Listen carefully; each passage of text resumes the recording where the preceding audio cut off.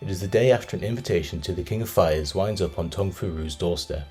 I have no intention of joining the tournament.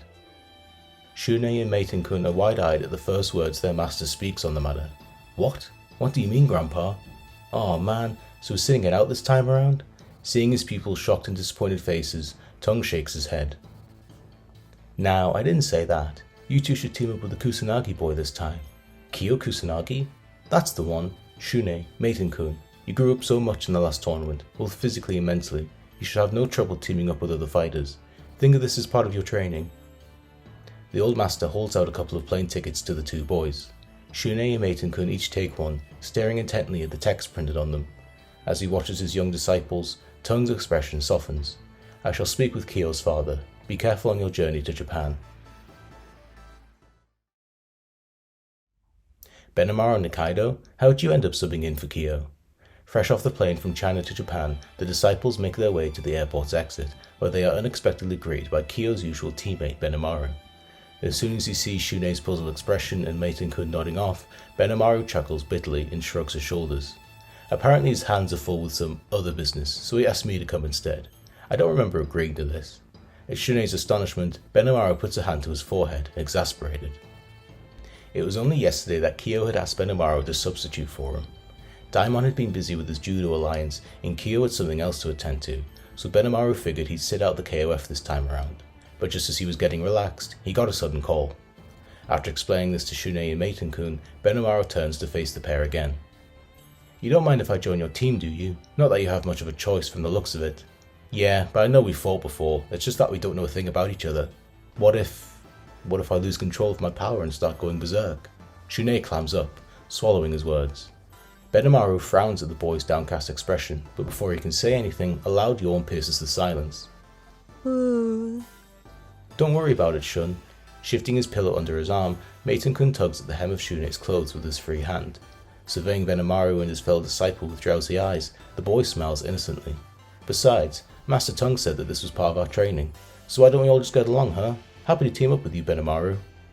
Seeing the grinning Meitenkun hold out a hand, Shune lets the tension leave his body and laughs awkwardly.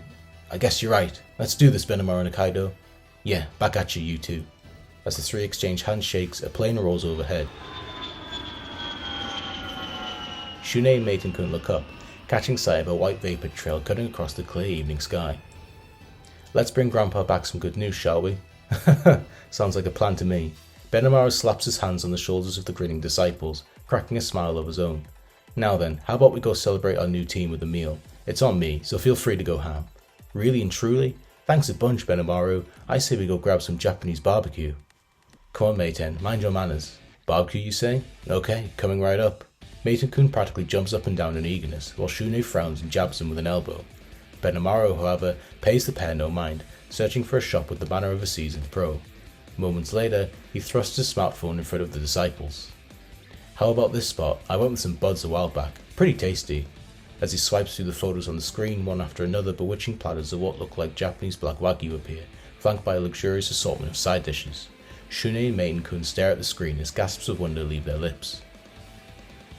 This is incredible. Can we really go? Loosen up, this is a celebration, ain't it? Benimaru's smile shows no sign of someone trying to show off for the youngsters.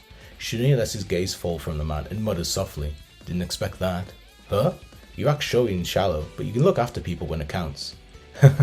Let me tell you a secret, it's all about the contrast. Ladies go wild for that kind of thing. Just then, Meitenkun shows the screen to Shune and exclaims with excitement. Hey, looky Shun, they got a whole bunch of desserts too. What? Oh boy, that looks tasty. Shune is unable to hide his smile at the sight of the colourful confectionaries. Seeing the unexpected hint of childish innocence on Shune's face, Benimaru grins and puts his arm around the boy's shoulders. Well now, got a sweet tooth, do you? Chow down to your heart's content, Shun. Hey, I appreciate the grub, but don't go acting like we're best buddies now. Aw, don't be shy, Shunny. Don't make fun of me, damn it. The bright evening sunlight shines on the trio as they leave the airport behind them. However, none of them could have predicted that only days later they would meet a girl whose appearance would herald a calamity in the tournament.